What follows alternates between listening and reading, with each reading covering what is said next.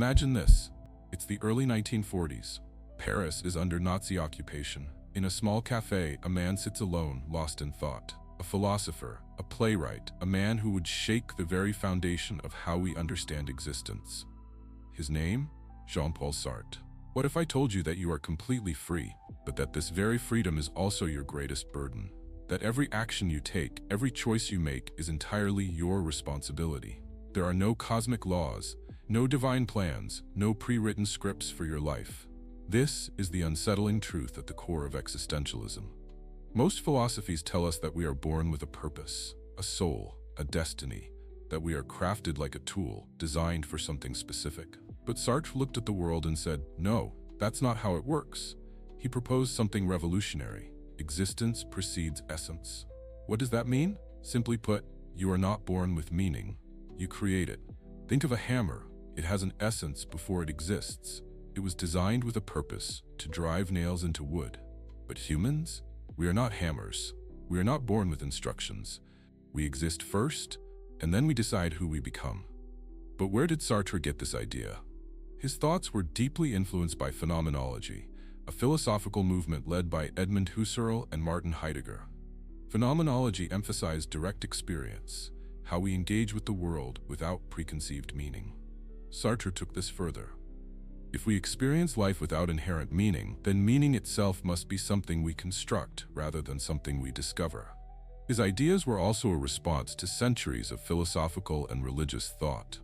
For much of history, thinkers like Plato and Aristotle argued that everything, including humans, had a built-in essence, a natural role or function. Christianity later reinforced this idea, teaching that each person had a divine purpose given by God. Even modern rationalists and scientists lean toward determinism, believing that biology, psychology, or even fate determined human behavior. But Sartre broke from all of them. He rejected the idea that we are born with any kind of pre-written nature. To him, saying, "That's just the way things are," was a lazy excuse. Instead, he argued that we are born as a blank slate, a being in itself. We define ourselves through actions, experiences, and choices. This leads to an unavoidable truth. We are alone in shaping our destiny. It's an uncomfortable thought. Most of us would prefer to believe that life has an inherent purpose, that we are part of some grand cosmic plan. But for Sartre, this was an illusion. The real world, the world we actually experience, is one where meaning is absent unless we create it. So what happens when we embrace this idea? For some, it's liberating. It means they are not bound by fate or societal expectations. They can become whoever they choose to be. But for many, it's terrifying. If there is no higher power assigning meaning, then who is responsible for our lives? We are, entirely. And that realization is both exhilarating and crushing. Sartre once wrote, "Man is condemned to be free." Condemned? Isn't freedom supposed to be a good thing? Here's what he meant. Imagine you're standing on the edge of a cliff. You feel a strange, dizzying sensation, not fear of falling, but the awareness that you could jump. No one is stopping you. The choice is entirely yours. That's radical freedom. And with it comes an unbearable weight, responsibility. Because if there's no external force dictating your path, then you are fully accountable for everything you do or don't do. No more blaming fate. No more saying, "That's just the way I am." Every action you take is a conscious decision, shaping who you are. And this is where many people panic. They don't want that kind of responsibility. They want rules, guidelines, a roadmap. But Sartre says, there is none, and there never was. This is where existential angst sets in. The realization that every single decision we make shapes who we become is overwhelming. It forces us to accept that there are no excuses. We cannot hide behind culture, upbringing, or circumstance. Imagine a person stuck in a job they hate. They tell themselves, "I have no choice, I need the money." But is that entirely true? If they accept Sartre's idea of radical freedom, they must admit they are choosing to stay. The moment they recognize that, they reclaim their power. This is what makes Sartre's existentialism so powerful and so frightening. It strips away illusions. It forces us to acknowledge that we are never truly trapped. Even when faced with external pressures, money, society, expectations, the final decision always lies with us. Sartre also challenges moral responsibility. If we are truly free, then we can't shift blame onto fate or society. Every action is our own. If someone claims, "I had no choice but to follow orders," Sartre would say, "No, you chose to obey." This idea became incredibly controversial, especially in the aftermath of World War II, when people excused their actions by saying they were just following orders. Sartre rejected that defense outright. In his view, everyone is accountable for their choices, no matter the circumstances. This is what it means to be condemned to be free.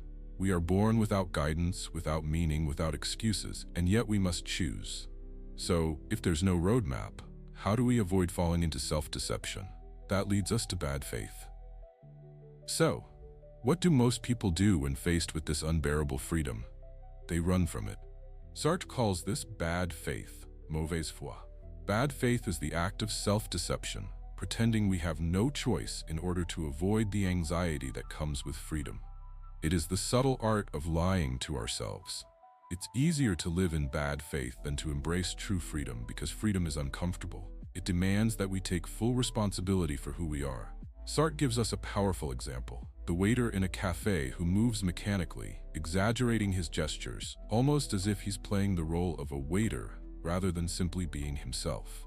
Why? Because it's easier to see oneself as a role, a waiter, a teacher, a parent, a citizen, than to confront the terrifying truth that we are not defined by these roles.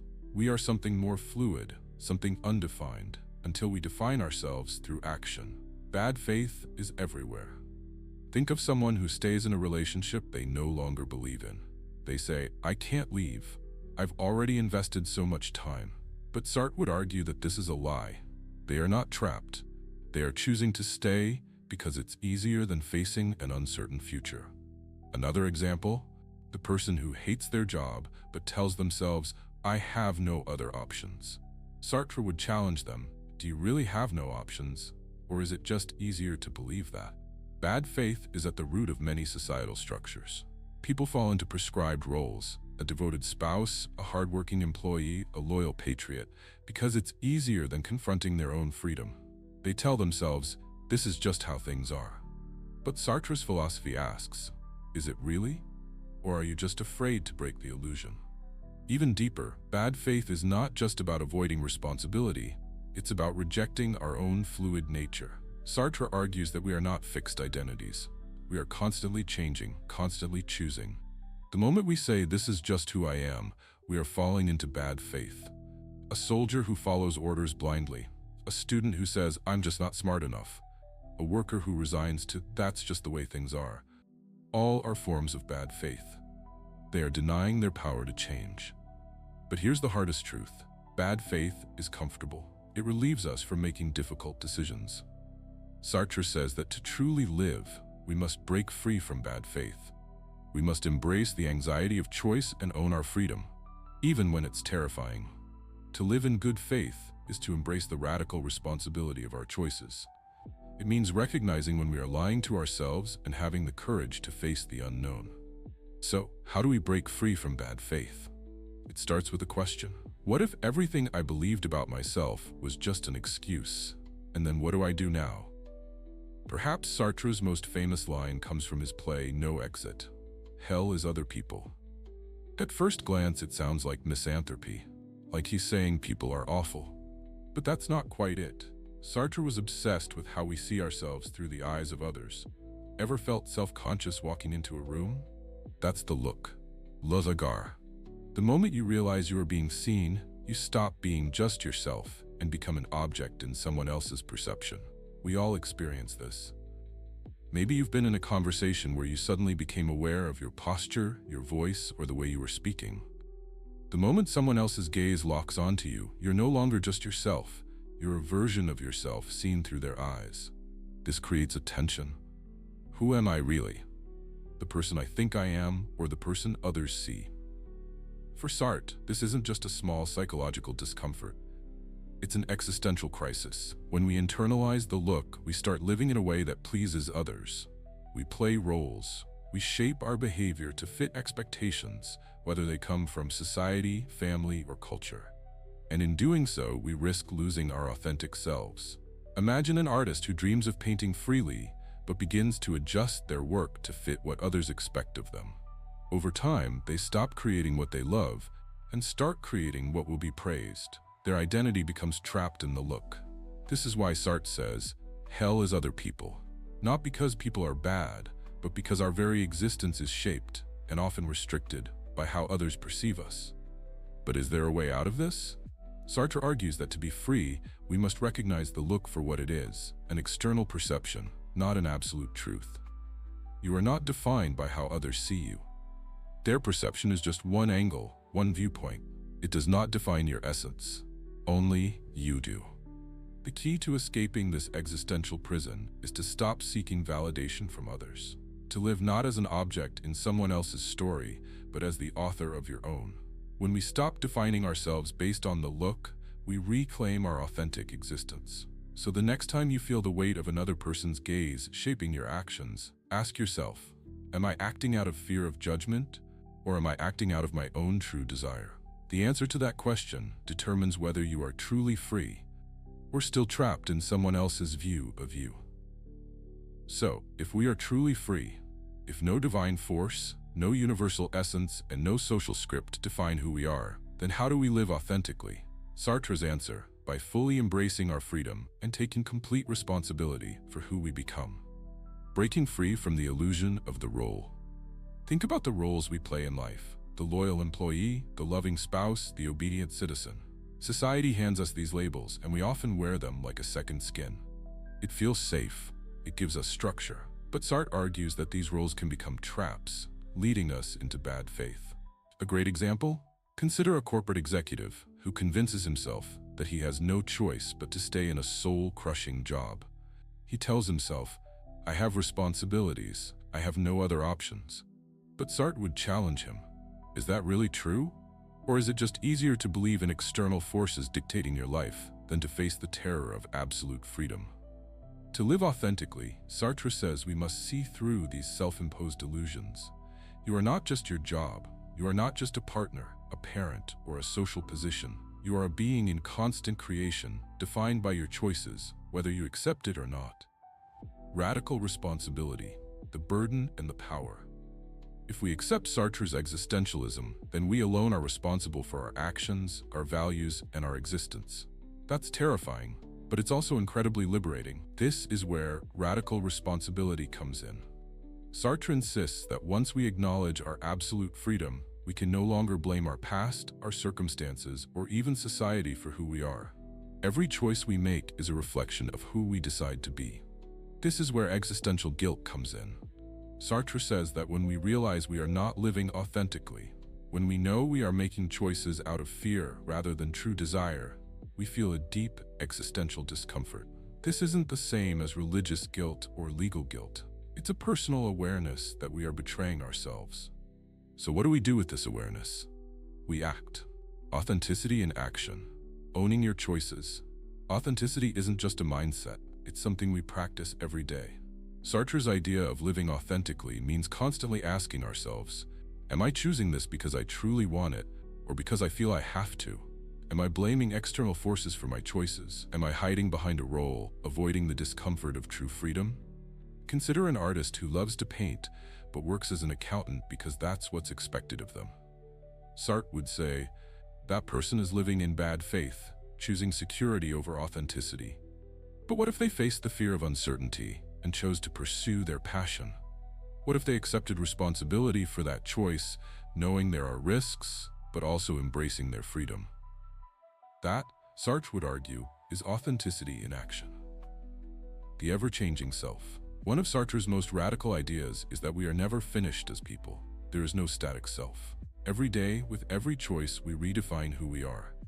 This means your past does not define you. It means you can choose to change.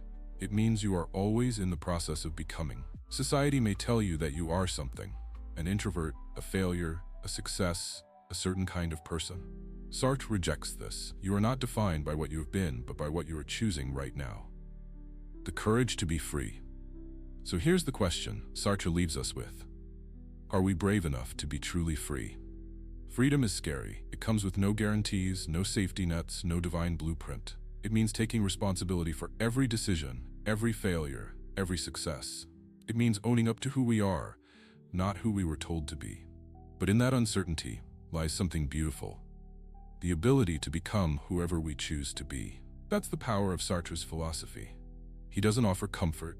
He doesn't promise that life has meaning. Instead, he hands us the raw, terrifying, exhilarating truth. We are free. And it's up to us to decide what that freedom means.